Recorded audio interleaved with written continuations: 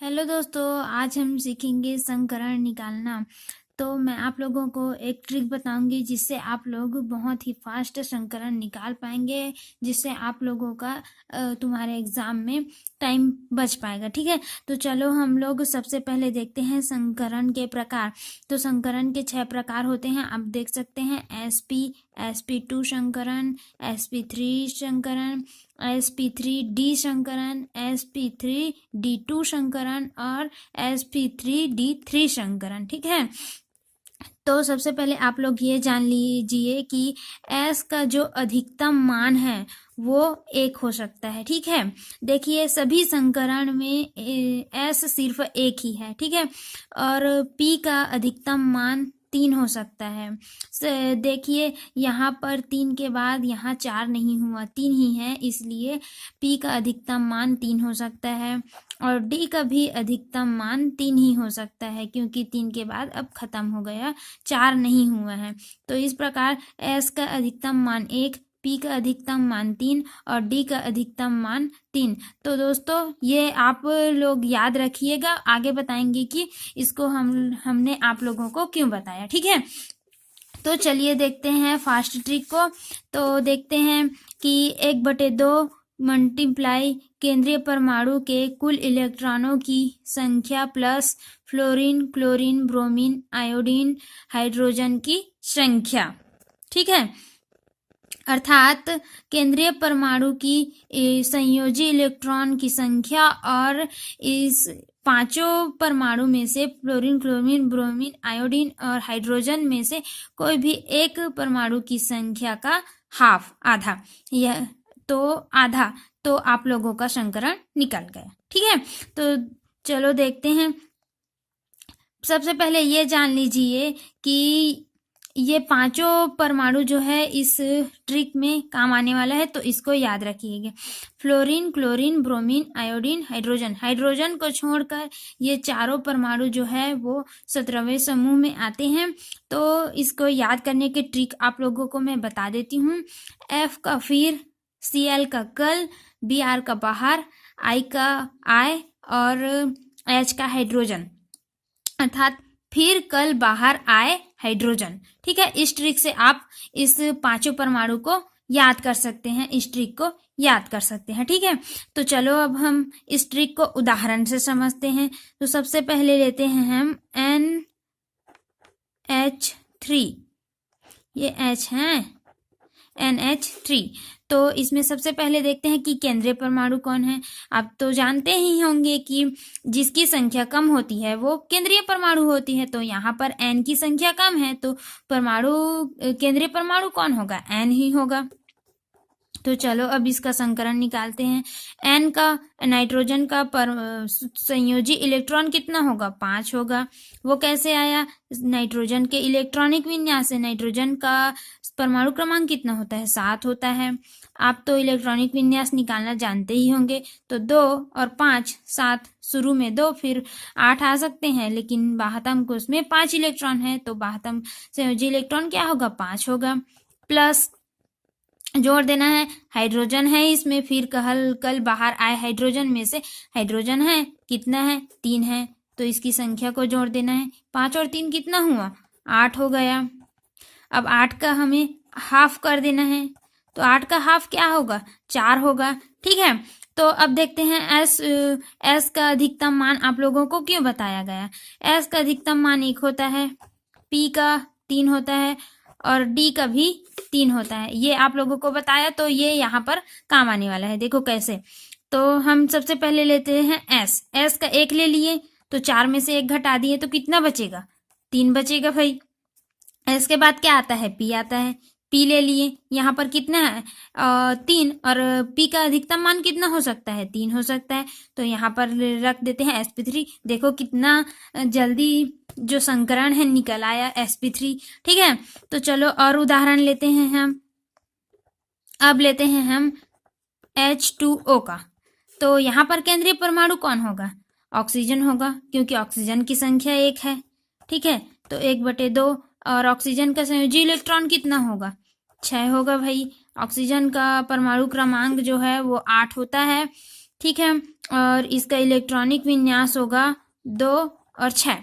तो संयोजी इलेक्ट्रॉन कितना होगा? 6 होगा। चलो ठीक है, 6 होगा। प्लस हाइड्रोजन आया है, हाइड्रोजन कितना है? 2 है, 2 जोड़ देते हैं, कितना हुआ? 8 होगा। अब 8 का हाफ कर देते हैं, कितना बचेगा? 4 बचेगा। फिर उसी प्रकार S ले लेते हैं, 1 ले लिए, कितना बचेगा? 3 बचेगा। तो ये भी होगा sp3 संकरण। ओके, चलो और उदाहरण देखते हैं। अब देखते हैं BeCl2 का। ठीक है, BeCl2 का देखते हैं। इसमें केंद्रीय परमाणु कौन होगा? Be होगा, बेरिलियम होगा। बेरिलियम का संयोजी इलेक्ट्रॉन कितना होगा? 2 होगा, क्योंकि इसके परमाणु क्रमांक 4 होते हैं, तो 2 और 2। ठीक है, तो संयोजी इलेक्ट्रॉन 2 होगा। प्लस Cl है उसमें से, 5 परमाणु में से एक है ना Cl, तो Cl कितना है? 2 है, तो 2 ले लेते हैं कि कुल कितना हुआ? 4 हुआ। 4 का हाफ कर देते हैं, तो कितना बचेगा? 2 बचेगा। अब ले लेते हैं S में कितना होता है? 1 अधिकतम मान, 1 घटा देंगे, कितना बचेगा? 1 ही तो बचेगा। S के बाद क्या आता है? P आता है भाई, तो sp संकरण। ओके, तो आप लोगों ने देखा कितना फास्ट हम लोग संकरण निकालना सीख गए हैं, है ना। तो चलो और उदाहरण देखते हैं। NO2 का देखते हैं। इसमें केंद्रीय परमाणु कौन है? N है। ठीक है, तो N का परमाणु संयोजी इलेक्ट्रॉन कितना होता है? 5 होता है भाई। प्लस अब देखो यहाँ 5 परमाणु फिर कल बाहर आए में से कोई है? नहीं है, तो यहाँ पर ले लेते हैं 0 ले लेते हैं। ओके, फिर देखो यहाँ पर चार्ज लगा है, तो चार्ज कैसा है? प्लस है। तो प्लस चार्ज होता है, उसमें क्या होता है? इलेक्ट्रॉन को परमाणु जो है वो त्याग करता है ना। तो प्लस में क्या होगा? त्याग करता है परमाणु जो है इलेक्ट्रॉन को, है ना, इलेक्ट्रॉन को त्याग करता है। तो त्याग करता है, तो यहाँ पर -1। अब ये -1 कैसे आया? क्योंकि यहाँ पर प्लस बस लगा है, मतलब एक चार्ज बस लगा है ना, एक धनात्मक बस, एक इलेक्ट्रॉन को बस त्यागा है, इसलिए यहाँ पर -1। तो इस प्रकार 5 में से 1 घटा देंगे तो कितना बचेगा? 4 बचेगा। अब 4 का कर लेते हैं हम लोग हाफ, तो हाफ करेंगे तो कितना बचेगा? 2 ही तो बचेगा ना। तो S ले लेते हैं, S में फिर S ले लिए तो कितना बचेगा? 1 बचेगा। उसके बाद फिर P। तो इस प्रकार देख सकते हैं आप, चार्ज का भी sp संकरण हुआ। तो चार्ज वाले के लिए भी हम निकाल सकते हैं। ओके, फिर देखते हैं CO2 का। इसमें केंद्रीय परमाणु कौन होगा? C होगा, कार्बन होगा।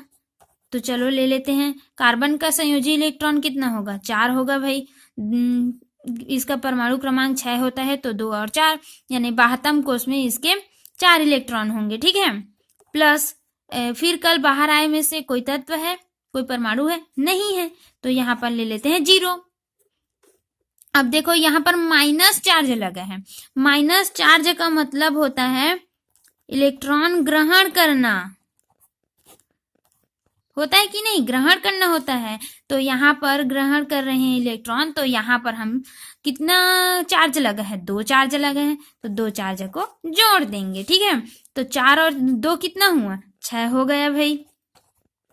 अब 6 का हाफ कर देते हैं, तो कितना आएगा? 3 आएगा। आएगा कि नहीं? 3 आएगा तो ना। तो S ले लेते हैं।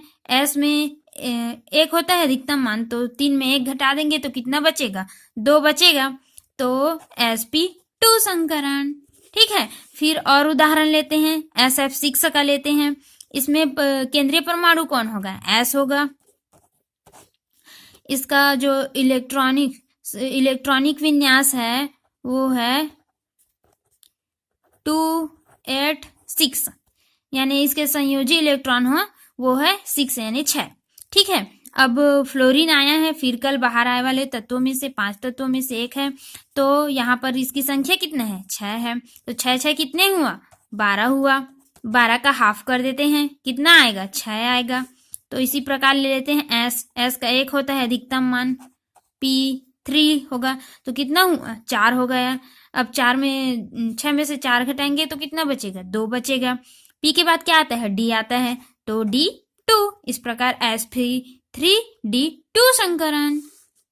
ओके, फिर देखते हैं SO2 का।